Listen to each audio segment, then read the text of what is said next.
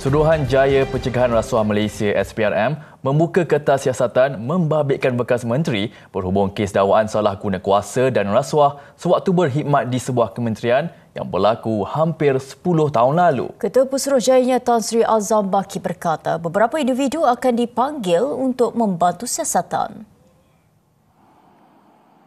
Menurut sumber, siasatan SPRM ketika ini membabitkan kelulusan projek di wilayah persekutuan termasuk pemasangan papan iklan dan pemindahan tanah milik kerajaan kepada sebuah syarikat pemaju terkemuka mencecah jutaan ringgit. Siasatan masih dijalankan bagi meneliti kaitan antara bekas menteri itu dengan syarikat terlibat. SPRM memperoleh maklumat perisikan baharu pada penghujung bulan lalu iaitu hampir sedekad selepas penyelewengan berlaku. Susulan itu jelas Tan Sri Azam, pegawai penyiasat akan segera memulakan siasatan. Difahamkan bekas menteri ini pernah berkhidmat dalam kabinet sebelum era COVID-19. Beliau pernah didakwa di mahkamah atas beberapa kes rasuah beberapa tahun lalu.